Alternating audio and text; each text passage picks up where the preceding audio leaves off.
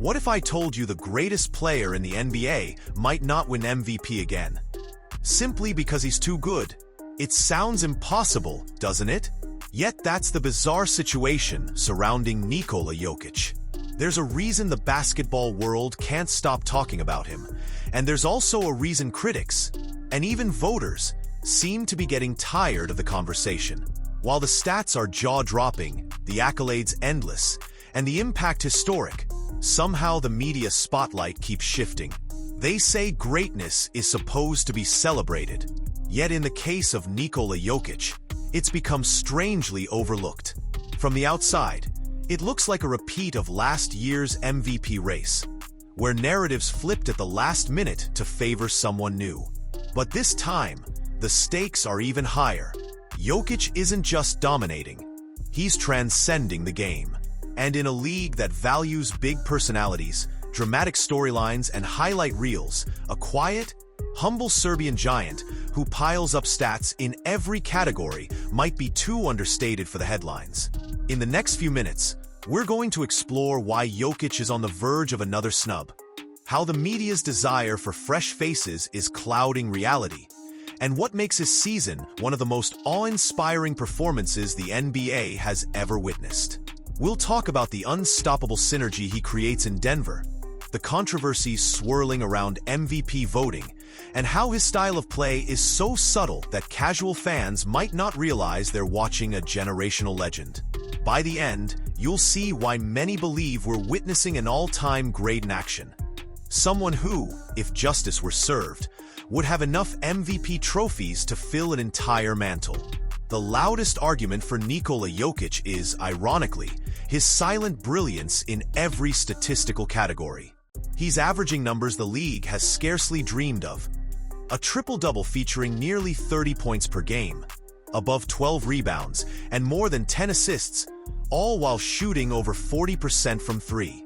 It sounds made up, like something you'd see in a video game with the difficulty dialed down. But for Jokić, it's reality. And that's just the tip of the iceberg.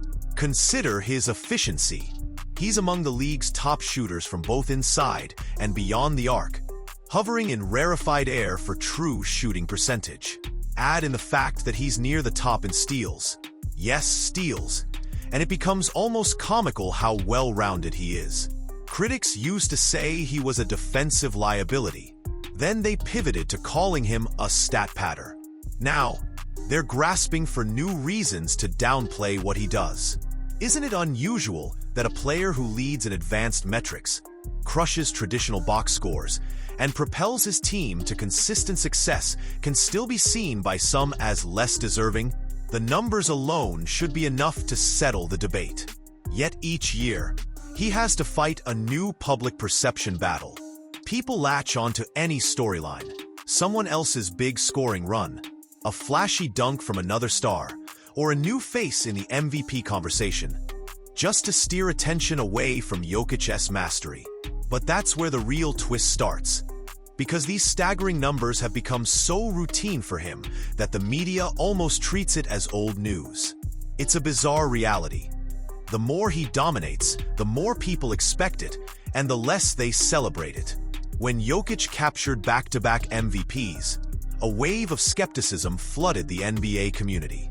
Some said he only got those awards because there weren't better options, while others insisted he wasn't a true superstar. It was an odd situation. The best player in the league, validated by both stats and wins, constantly having to prove he was worthy of the title. Then the conversation pivoted.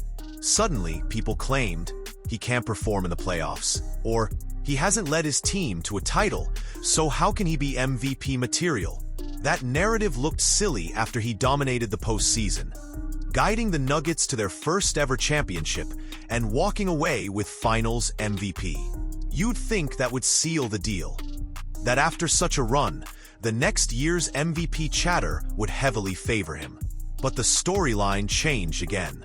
This pattern is classic in sports media. It happened with Michael Jordan, who didn't win MVP every year even though he was the best player on the planet.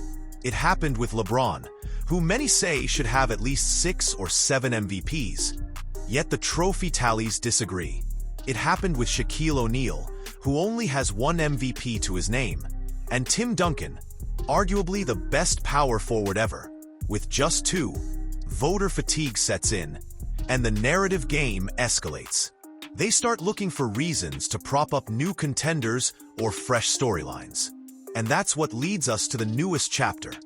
The conversation swirling around stars like Shai Gilgeous-Alexander, Joel Embiid, and other dynamic talents. The question isn't whether these players are brilliant. It's whether they surpass a once-in-a-lifetime level of dominance that Jokić has made his norm. Imagine you're an NBA voter. You've seen Jokić pile up triple-doubles for 3 or 4 seasons, rewriting the record books. You're used to him dominating the paint, setting up teammates, and finishing with near-flawless efficiency. Now, up comes Shai Gilgeous-Alexander, a rising star with electrifying drives, mid-range finesse, and a top team in the Western Conference. His highlights appear on every social feed. Crossovers, clutch shots, unstoppable momentum. It's fresh, it's new, it's exciting, and let's be honest, many fans crave novelty. Even though Jokic's statistical output might surpass Shai's, the shiny object syndrome kicks in. Media members, casual fans, and sometimes even hardcore analysts start telling themselves, "We know Jokić is great, but can we talk about Shai's breakout year?" It's human nature to look for the next big thing. That craving for novelty might explain why Jokić doesn't command the unanimous respect you'd expect. He doesn't have the flashy highlights or the social media-friendly plays that you can splice into a 15-second reel. Instead, he's dropping pinpoint passes, reading the floor like a grandmaster, and controlling the game's tempo so thoroughly that he never seems rushed. But that invisible style is precisely what sets him apart. And ironically, it's also what keeps him from dominating the MVP conversation the way more theatrical superstars do. Let's face it, in an era where the NBA is marketed on towering dunks, half-court buzzer beaters, and viral moments, Jokic's approach is about as subtle as it gets. He rarely screams at the camera or flexes after a big play. He doesn't have signature choreographed celebrations or a personal catchphrase. Sometimes, you'll catch him raising his arms in frustration or excitement. But that's about as theatrical as it gets. Yet watch closely, and you'll see a style so cunning, so methodical, that defenders look helpless against it. He'll dribble at a slow, controlled pace, suck in a double team, and fling a pass behind his head that lands perfectly in a teammate's shooting pocket. He'll snag a defensive rebound, glance up the court, and launch a full-court dime before anyone else even realizes the fast break has started. His footwork in the post isn't explosive, but it's unstoppable. He spins, shimmies, and lifts the ball over helpless defenders in a way that looks almost too easy. It's no wonder some fans call him boring. He makes the game look trivial, as though he's hardly trying. But therein lies the beauty. True mastery often appears effortless, and mastery on his level is so rare, it can actually alienate casual observers who expect big drama. Jokic's drama is strictly in the results, and that's exactly why certain analysts, commentators, and even fans, hungry for something more marketable, ignore how surreal his performance truly is. But let's not forget what he does for his team on a nightly basis. There's a common misconception that Jokić is just a piece in Denver's puzzle, when in reality, he is the puzzle. Every cut, every pass, every offensive scheme is orchestrated through his basketball IQ. Teammates know that if they find the right angle to the basket, Jokić will reward them with a pinpoint feed. Coaches design entire sets around his court vision. Opposing defenses try double teams, zones, traps. Nothing consistently slows him down. Look at the Nuggets roster.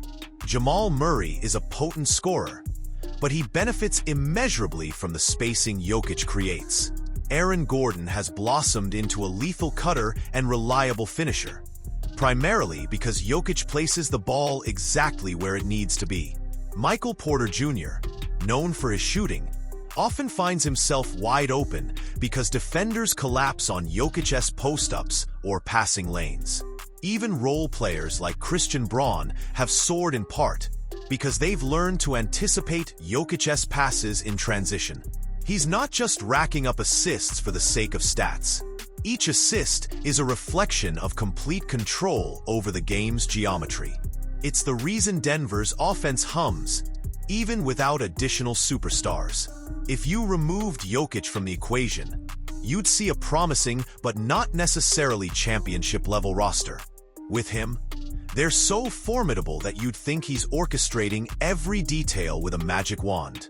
But that's precisely the dimension the media often glosses over when they chase flashier narratives.